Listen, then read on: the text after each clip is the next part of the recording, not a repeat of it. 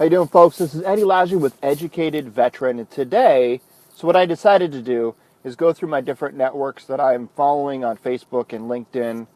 Most of them are veteran organizations or networking groups, and I just go through and look at the different questions that people are asking, and they're all very good, legitimate questions.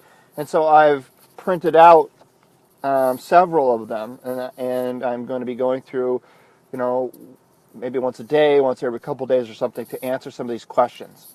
So this one, and I'm going to leave the people's names off of it because it doesn't really matter. It's not really about calling them out per se. It's about talking about the particular question. So there was a gentleman in a networking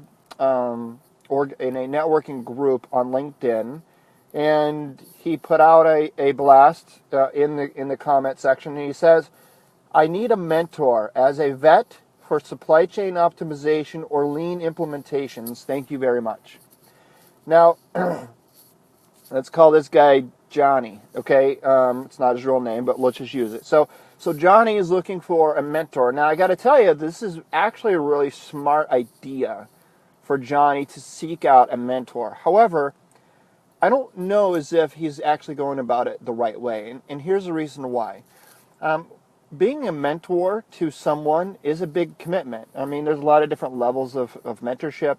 There's different expectations. There's different lengths of mentorship. And so to blindly just blast a networking group and say, "Hey, everyone, I need a mentor. This is the area in which I'm looking to grow or need mentorship in." On one hand, I give him an A for effort, right? Because he's asking the question and he's seeking out a mentor. So I think that's good, right? He gets an A+ for that. But execution-wise, the way he's going about it is all wrong. And you could really tell that by the number of comments or the lack of comments. Nobody's jumping at his comment. Nobody's really responding to it or adding comments or really saying anything. Nobody's definitely raising their hand saying, "Yeah, man, I want to be your mentor." And so, okay, so everybody, here's what I'm saying, right? It's good to ask or need a mentor. It's good to have mentors. But you're also hearing me say that he's going about it the wrong way. So how should he have done it? Well, the best thing to do, like he's talking about needing a mentor in supply chain optimization and lean implementations. So what Johnny could do instead is go and find, or even in the same group, ask the group, is there anyone in this group that specializes in supply chain or lean implementations? And maybe he can get a few people to respond that way, and he can then start to build and develop that relationship and say, "Hey, so I'm interested in supply chain optimization. I'm interested in lean implementations. What do you guys know about it? Or, what are some good articles that I could read? What are some good resources, websites, forums that I could go check out?" And so what Johnny could do is begin to cultivate and build those relationships with people that are actually in the industry. And then it takes time. And then over time, once he's developed those relationships, then he can say, "Hey guys, it's been really great getting to know you. You've been extremely helpful. I hope I've been able to provide some value to you as well. I'm interested in getting a mentor in these areas. Do you know of anybody that might be looking for someone to mentor?" Now, here's the thing. The reason why this is much more effective is because now the people that you're building this relationship with, they're going to go and make that introduction with somebody that may be interested in being a mentor.